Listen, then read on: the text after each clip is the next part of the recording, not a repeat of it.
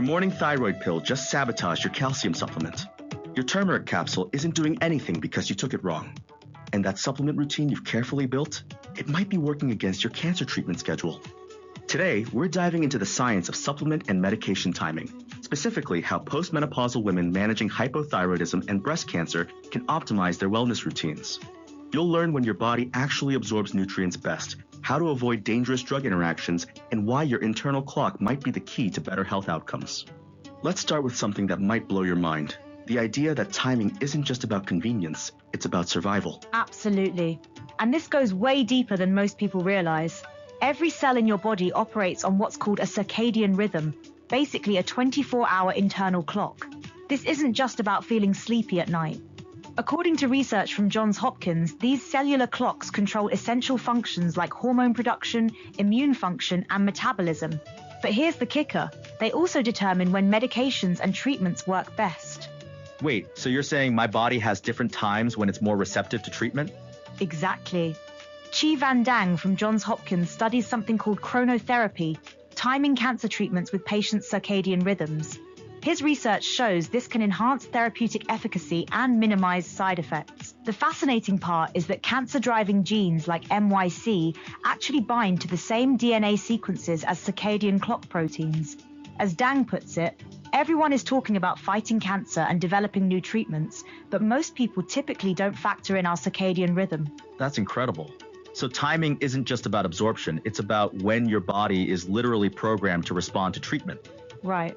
And a study published in Discover Oncology found that preclinical and clinical studies have demonstrated chronotherapy can significantly improve the therapeutic index of chemotherapeutic agents like cisplatin and 5-fluorouracil. Now, let's bring this down to something more everyday.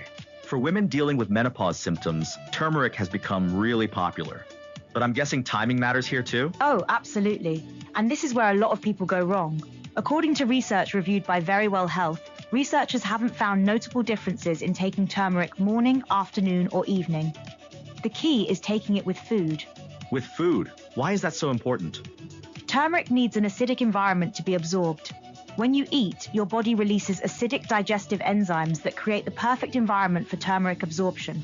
Plus, turmeric is fat-soluble, so it absorbs better with fatty foods.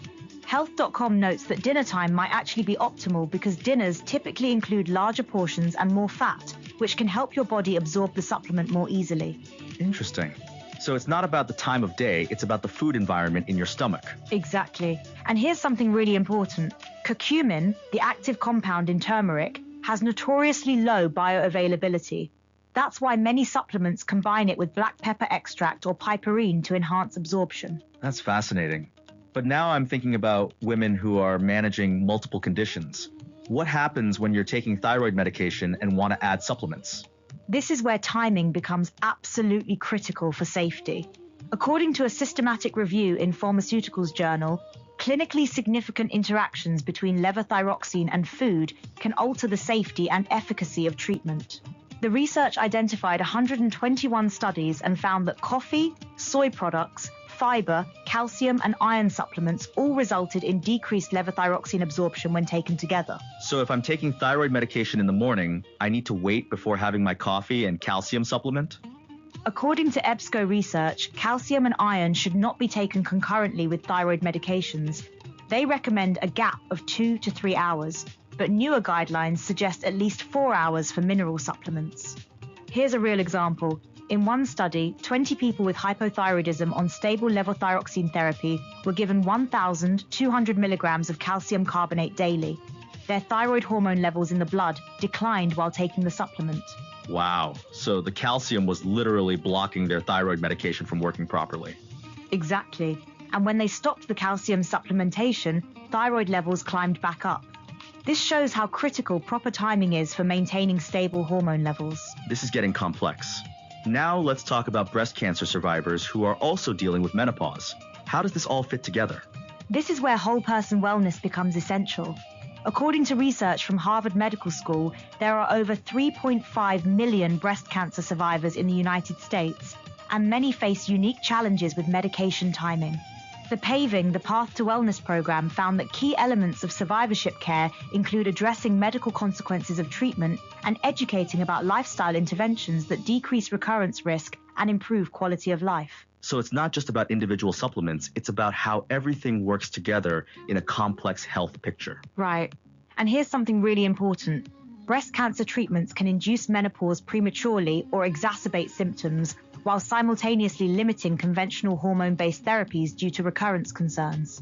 Take Sarah, a 52-year-old breast cancer survivor mentioned in the research.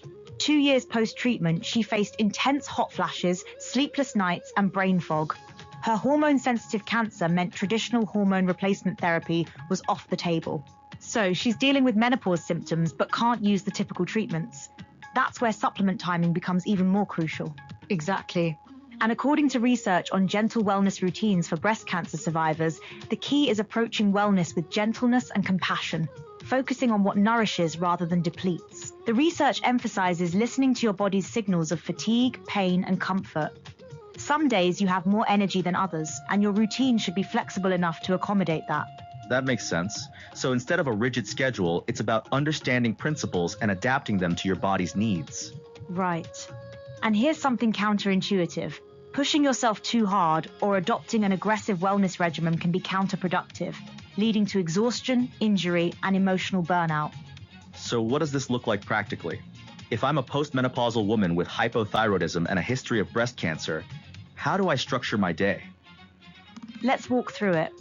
First, thyroid medication should be taken consistently. The research shows morning and bedtime are equally effective, but consistency matters more than specific timing. Then you wait at least 4 hours before taking any mineral supplements like calcium or iron.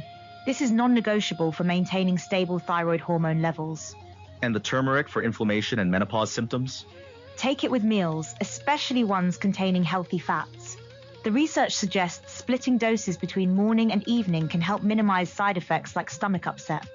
And here's something interesting. Turmeric might aid relaxation and sleep over time by reducing inflammation, though it doesn't have an immediate relaxing effect.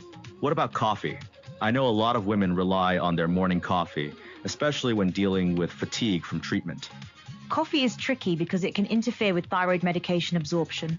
The research recommends maintaining a proper time interval between levothyroxine and coffee intake. So if you take thyroid medication at 6 a.m., you'd want to wait until at least 7 a.m. for coffee, though longer is better. This is where novel formulations might help solve the coffee-induced malabsorption problem. This is a lot to coordinate. Are there any red flags people should watch for? Absolutely. According to the NIH Office of Dietary Supplements, certain minerals and dietary fibers can significantly reduce thyroid hormone medication absorption, leading to fluctuating TSH levels. Watch for symptoms like increased fatigue, brain fog, or feeling cold. These could indicate your thyroid medication isn't being absorbed properly due to supplement interactions. And what about biotin? I know that's popular for hair and nail health, especially during menopause. Great question. The research shows you should stop taking high-dose biotin for at least 72 hours before thyroid function blood tests to avoid inaccurate results. Biotin can interfere with lab testing. So it's not just about absorption, it's about getting accurate monitoring of your health. Exactly. And here's something really important. Many multivitamins contain minerals that interact with thyroid medication. Always check the label and adjust timing accordingly. What about soy?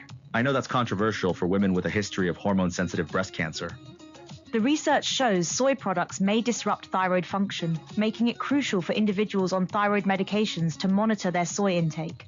High concentrations of soy can reduce medication absorption. For breast cancer survivors, this becomes even more complex because they need to consider both thyroid medication interactions and potential hormone-related concerns. This really highlights why a whole person approach matters. You can't just look at one supplement or medication in isolation. Absolutely.